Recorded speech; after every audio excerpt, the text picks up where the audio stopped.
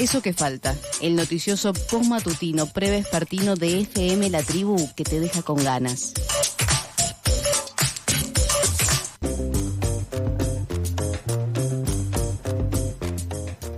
Estamos ahí comunicándonos con Luis Campos, nuestro compañero investigador del Instituto de Estudios y Formación de la CTA Autónoma, con quien nos encontramos cada 15 días aquí en el aire de FM La Tribu para hablar sobre el mundo del trabajo en esta columna que hemos dado en llamar La Casta Sos Vos. Por supuesto que en representación de la gente que nos gobierna. Entiendo que Luis ya estás al otro lado. Hola Luis, ¿cómo va? Hola Maylu, ¿cómo va? Muy bien, bueno, creo que muy bien es una buena frase para empezar la columna de hoy con lo que sucedió ayer, ¿no? Sí, lo de ayer fue muy importante. Muy importante por un lado porque más allá de la cantidad de trabajadores y trabajadoras que se movilizaron, por primera vez en bastante tiempo volvió a haber una movilización conjunta de todas las centrales sindicales, de muchas organizaciones que se fueron sumando. Esto se replicó en muchas ciudades del país y además sumó un granito de arena, no sé si fue definitorio, pero sumó un granito de arena a que el gobierno por lo menos postergara su intención de darle media sanción al proyecto de ley de reforma laboral en el Senado. Uh-huh. Ayer se firmó el dictamen, esto ya estaba claro, ya estaba descontado básicamente porque el gobierno había conformado la Comisión de Legislación del Trabajo con personas, con senadores que dejaban claro que el dictamen iba a salir. Pero el hecho de que se frustrara la intención de aprobarlo la semana que viene... Sí, el viernes 26. Exacto. Esto tuvo que ver también con lo que sucedió en diputados, con este conflicto en torno a la aprobación de la ley de presupuesto, pero lo cierto es que por ahora tenemos proyecto de ley de reforma laboral con dictamen favorable de la Comisión de Legislación Laboral del Senado. Esto ya el gobierno anunció que va a volver a plantear, a ponerlo sobre la mesa de la actividad parlamentaria a mediados de febrero, y hasta entonces habrá que ver qué discusión se plantea, tanto en términos políticos, es decir, sí, dentro de la Cámara, dentro de las distintas fuerzas que componen tanto el Senado como la Cámara de Diputados, como también en la calle, porque me parece que lo que se abrió ayer, y ahí es un poco la buena noticia, sí, es un proceso de resistencia que no sabemos cuál va a ser su dinámica y que que tiene margen para crecer. Uh-huh. Entonces ahí me parece que hay una discusión bien interesante.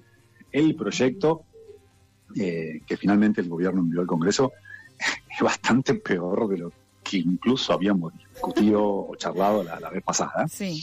Es un proyecto muy maximalista que prácticamente prohíbe el ejercicio de la huelga, que debilita la negociación colectiva, que debilita las organizaciones sindicales, que al trabajadora de a pie casi que lo entrega de pies y manos a su empleador en algunos aspectos de la ley de contrato de trabajo que son importantísimos, como la jornada de trabajo y las vacaciones. Son cuestiones que la ley, si bien plantea que se van a poder discutir entre trabajadores y empleadores y llegar a un acuerdo, ese acuerdo en la práctica muy pocas veces existe. Uh-huh.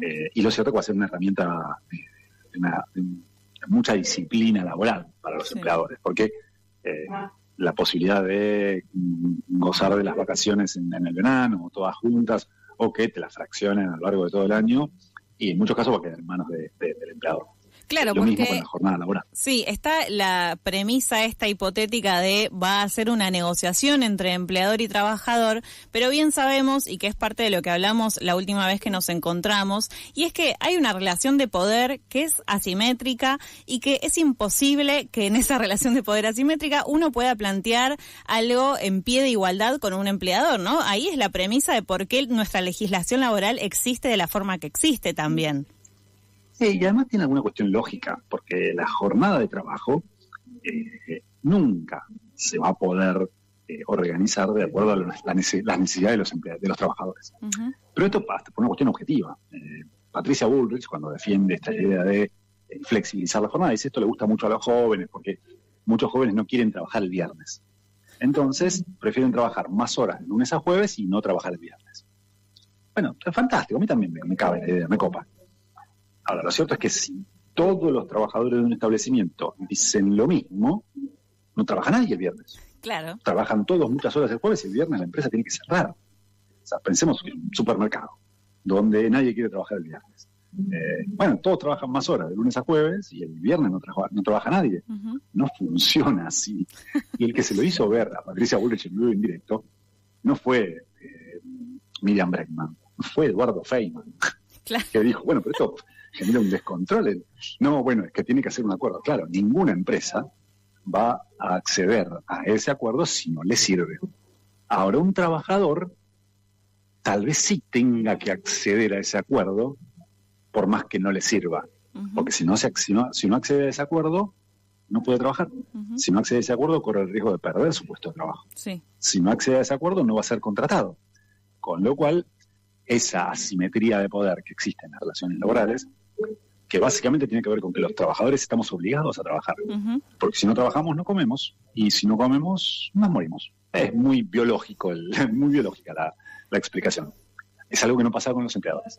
Entonces, esta distinta asimetría de poder es la que hace que en los hechos, tanto la jornada, que tiene que ver con la distribución de los tiempos de trabajo, de los días de trabajo, y también de los tiempos y los días de no trabajo. Sí. Porque la contracara de esta flexibilización de la jornada laboral es la desorganización completa del tiempo de la vida más allá del trabajo. Uh-huh. Sí, derecho de desconexión que en un momento se mencionaba en la pandemia, ¿no? Como para traer un término viejo.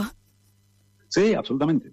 Pero aparte, hacete la idea de, imagínate un trabajo en el cual cuando vos entras a trabajar tenés que firmar un contrato donde dice que tu empleador va a poder determinar la cantidad de horas diarias, uh-huh, respetando un promedio anual, el típico banco de horas. Y que eso te lo va a ir notificando con una semana de antelación. Y por ahí un día te dice, mira, la semana que viene necesito, las próximas 5 semanas necesito que vengas 12 horas por día. Claro. Y después compensamos. Y vos le decís, bueno, pero ¿sabes qué? Yo tengo que ir a buscar al pibe a la escuela, lo tengo que cuidar. ¿Quién se encarga de eso? Sí. Y no sé, buscate a alguien. Arreglate. O lo mismo, no, pero yo, ¿sabes qué? Estoy terminando la secundaria, en un secundario para adultos, o estoy haciendo una carrera en la universidad. Y las próximas 5 semanas tenés que estar acá de 8 a 8. ¿Por qué? Y porque tuvimos pide la producción, grande, claro. Tuvimos un pedido grande de un proveedor, entonces hay que trabajar más. Uh-huh. Y después compensaremos. Pero a mí no me sirve 5 semanas, 12 horas y las 5 semanas siguientes 4.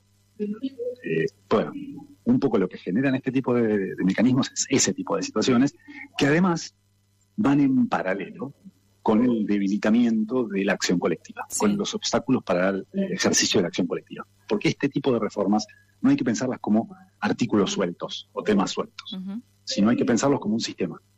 Entonces, este fortalecimiento de las asimetrías de poder que existen en materia individual, entre cada trabajador y cada empleador, se potencian aún más porque para ese trabajador, que forma parte de un grupo de trabajadores, va a ser mucho más difícil hacer huelga. Sí.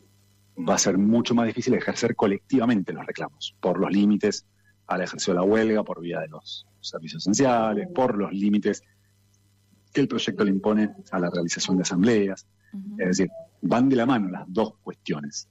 Sí, y por eso hablábamos la otra vez de que esto es una modificación no solo de la ley de contrato de trabajo, que es un poco la ley marco de todas las relaciones de trabajo, sino también las leyes vinculadas, entre ellas la de asociaciones sindicales, la de riesgos de trabajo, ¿no? Como que ahí se abre toda esta modificación de un sistema completo vinculado al mundo laboral y que no es solo, como bien decías, una cuestión de la relación individual de trabajo que un trabajador pueda tener en determinada empresa o lugar de trabajo. Tal vez me voy a arriesgar un poquito de más, pero creo que no hay ninguna ley general vinculada a las relaciones laborales que no es modificada en todo o en parte por este proyecto. Claro. Digo, vos citabas la ley de asociaciones sindicales, la de negociación colectiva, la de procedimiento de negociación colectiva, sí, muy importante los cambios, la de riesgo del trabajo, la de casas particulares, la de trabajo agrario, la de jornada, obviamente la ley de contrato de trabajo. Es decir, hay una multiplicidad de normas, la Ley Nacional de Empleo, uh-huh, te diría casi, si no todas, casi todas las leyes que regulan las relaciones laborales en su dimensión individual o en su dimensión colectiva, sí, o en la dimensión de la seguridad social, la reducción de las contribuciones patronales es todo un capítulo, sí, una transferencia multimillonaria de recursos de los trabajadores al capital, son modificadas o intentan ser modificadas por este proyecto que, recordemos, todavía no es ley. Por ahora es solo un proyecto. Y el propio gobierno salió a decir que este dictamen que aprobaron en el Senado está sujeto a modificaciones.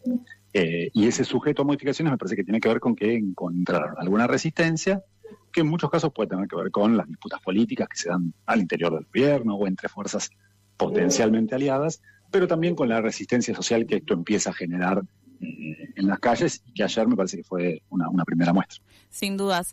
Pensaba en esto del dictamen que se firmó en el día de ayer, pero que fue algo de lo que también se trajo mucho debate y polémica, por lo menos en los medios que estuvieron siguiendo el tema durante estos días, y que hay algo ahí en la conformación de esta comisión laboral que desde la oposición estaban denunciando como algo mal hecho, ¿no? Que no cumple con la reglamentación que hay dentro del Congreso, y que ahí hay algo, me parece también, que les hizo tener que aflojar, básicamente, con la idea de votarlo de manera express la semana próxima.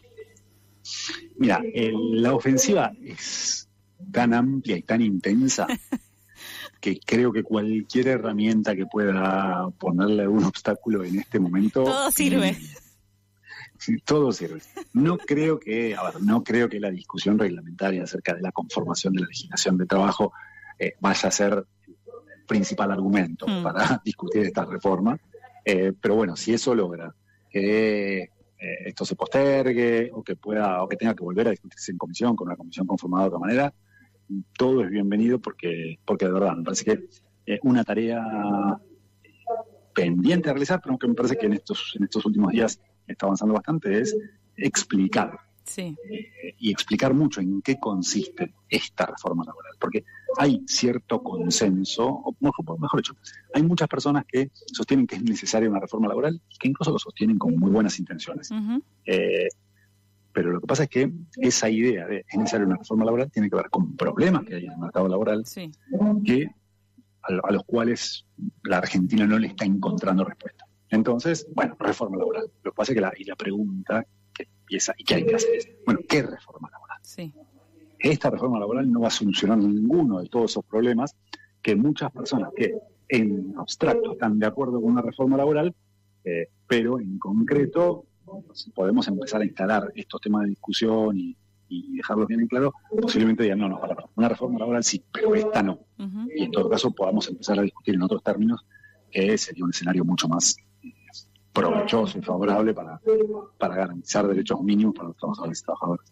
Sí, además pensaba en toda la mención que hicimos de las leyes que estarían involucradas en esta modificación que se empezaría, digamos, a debatir nuevamente en febrero, y pienso además en nuevamente los trabajadores estatales. Vos sabés, Luis, y quienes nos escuchan generalmente creo que también, que soy trabajadora estatal y además de la Secretaría de Trabajo, y pienso ahí en la cantidad de modificaciones que tendría que haber en reglamentaciones internas y en funcionamientos de áreas completas que tendrían que reorganizarse o desarmarse por completo si llegaran a aprobarse este paquete de reforma laboral tal y como se presentó. Absolutamente. De hecho, me parece que el gobierno está planteando una nueva avanzada uh-huh. Contra los trabajadores y las trabajadoras estatales, sí, que no solo alcanza a los estatales nacionales, tal vez sean como el objetivo más directo que tiene, sí, a mano. La primera línea.